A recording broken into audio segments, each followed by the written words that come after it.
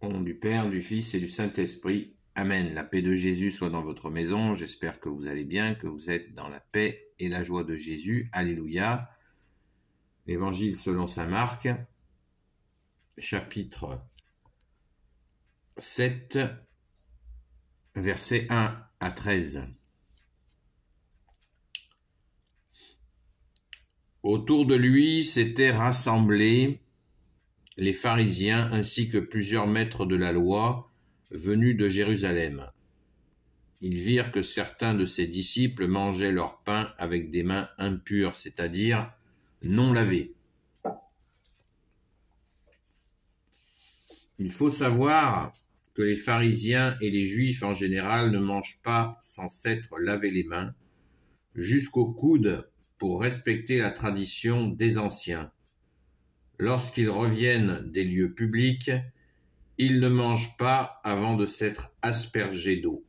Et il y a encore bien d'autres coutumes auxquelles ils sont attachés, purification des coupes, des pots et des cruches en bronze. Voici donc les pharisiens et les maîtres de la loi qui l'interrogent. Pourquoi tes disciples ne suivent-ils pas la tradition des anciens? Tu vois qu'ils mangent leur pain avec des mains impures. Jésus leur répond, Comédiens, Isaïe a joliment bien parlé de vous quand il a écrit « Ce peuple m'honore des lèvres, mais son cœur est loin de moi. Leur culte ne vaut rien et les préceptes qu'ils enseignent ne sont que des lois humaines. Vous négligez le commandement de Dieu pour maintenir les traditions humaines. » Jésus reprit, « Comme vous savez rejeter le commandement de Dieu pour ne pas lâcher votre propre tradition. Voyez, Moïse a dit, « Honore ton père et ta mère, et encore celui qui maudit père ou mère sera mis à mort. » Mais selon vous, quelqu'un peut dire, « À ses pères et mères, j'ai déclaré Corban, c'est-à-dire consacrer à Dieu ce que tu pouvais attendre de moi. » Et dans ce cas, vous ne le laissez plus aider son père ou sa mère. Ainsi, vous annulez la parole de Dieu au profit d'une tradition que vous transmettez et que de choses semblables dans vos pratiques. Merci Jésus pour ta parole. Je vous invite à lire le paragraphe entier pour bien comprendre jusqu'au verset 23. Mais effectivement, il y en a là beaucoup à dire, malgré que ce soit très explicite. Merci Jésus pour ta parole. C'est très explicite et en même temps, on voit que il y a cette chasse qui continue. Cette chasse qui est ouverte pour Jésus, mais vous imaginez, vous l'avez compris, Jésus n'a pas peur d'eux et de leur dire leurs 4 vérités. Et cette attitude qui consiste à se purifier, ça pousse certains très très loin. On le voit même de nos jours avec certains musulmans qui quand ils touchent un chien, on voit des attitudes très agressives avec des personnes qui se baladent avec un chien et quand ils croisent un musulman, bien sûr, pas tous les musulmans, mais la plupart contournent le chien pour ne pas être touchés par le chien, sinon, dans leur conception à eux, ils vont être obligés de se laver, y compris les vêtements, parce qu'ils ont touché un chien et le chien, on leur a appris que le chien est impur. Donc ça va très très loin. Et vous voyez, c'est pas fini, puisque on sait que l'islam est imprégné des préceptes comme celui-là. Il se trouve qu'ils se lavent, quand ils se font leurs ablutions, ils se lavent effectivement jusqu'au coude. Donc, vous voyez, ceci explique cela, comme on le dit. Et bien d'autres préceptes, comme le dit Jésus à propos de ces pharisiens, bien d'autres préceptes, qui sont des espèces de rajouts humains. On ne sait pas ce que c'est. On ne sait pas ce que c'est puisque c'est un mélange de terreur, une façon, parce que bien-aimé Jésus, tu nous dis que ce sont des lois humaines et c'est exactement ça. Et on comprend que ces lois humaines, elles sont faites pour régner, pour permettre à certains de régner sur les autres. C'est aussi simple que ça. Moi, c'est comme ça que je le comprends. Et je pense que Jésus l'a parfaitement décrit, bien mieux que moi, bien sûr, car cela permet des trafics entre humains que de passer outre les règles qui ont été posées par Dieu, comme l'exemple qui nous est donné avec ce commandement, donc tu honoreras ton père et ta mère. Et là, les mecs, ils se trouvent un petit arrangement tranquille. Et il y en a bien d'autres, c'est sûr. On ne peut pas tous les lister. Mais cela doit nous faire réfléchir quand Jésus, tu nous dis, la vérité vous rendra libre. Effectivement, la vérité, l'accomplissement de la loi, tel que tu es venu le faire, ô Jésus. Jésus a dit qu'il est venu accomplir la loi et non pas l'abolir. Même un trait, une virgule, il ne l'enlèverait pas. Jésus l'a bien précisé, tu nous l'as bien dit, bien-aimé Jésus, et tu nous as redéclaré 2 commandements supérieurs. Aimer Dieu de tout son cœur, de toutes ses forces, de toute son intelligence, de toute sa volonté, et aimer son prochain comme soi-même. 2 commandements supérieurs, qui ne veut pas dire que ces commandements supérieurs annulent les 10 commandements, mais qui les englobe. Comme vous aimez votre prochain, vous n'avez ni envie de le tuer, ni envie de le voler, etc. Je ne vais pas redire toute la loi. C'est aussi simple que ça. Merci Jésus de nous avoir libérés de ces prisons humaines, et nos frères et nos sœurs qui sont nos frères et nos sœurs en humanité, qui sont devenus musulmans par milieu familial, sont de plus en plus nombreux à découvrir la supercherie humaine. Et nous devons bien sûr les accueillir quand ils se tournent vers le vrai Dieu que tu es, Jésus, avec ton Père et l'Esprit Saint. Nous avons là vraiment une attention toute particulière à avoir pour eux, y compris de prier pour eux, car ils sont souvent très seuls, voire en danger. Ce qui est le cas des chrétiens en général, puisque le premier motif de persécution des chrétiens, les chrétiens sont les plus persécutés. La plus grosse persécution chrétienne vient de certains musulmans. Donc ça, c'est une réalité qui est toujours constante de nos jours. Donc,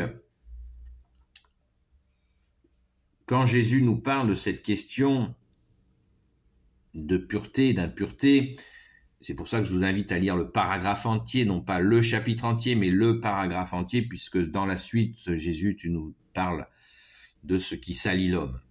J'ai fait de nombreuses vidéos sur cette question-là, je vous invite à les regarder, si vous le voulez bien.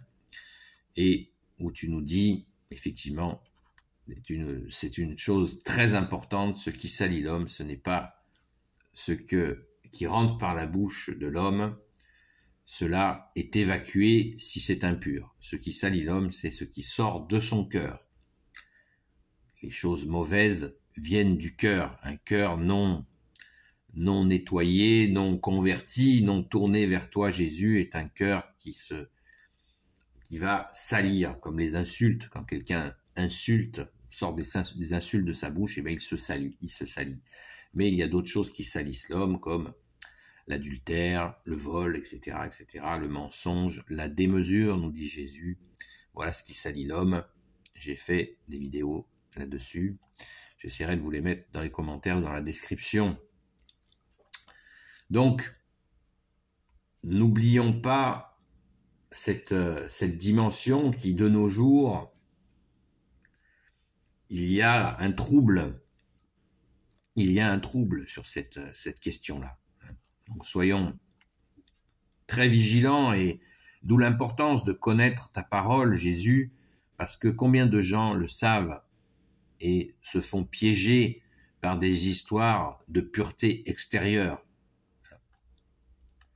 Certains croient, par exemple, justement, dans ces habitudes islamiques, et s'imaginent qu'une douche va les purifier. C'est sérieux, hein. Qu'ils peuvent faire leurs affaires avec plusieurs femmes dans la journée, et en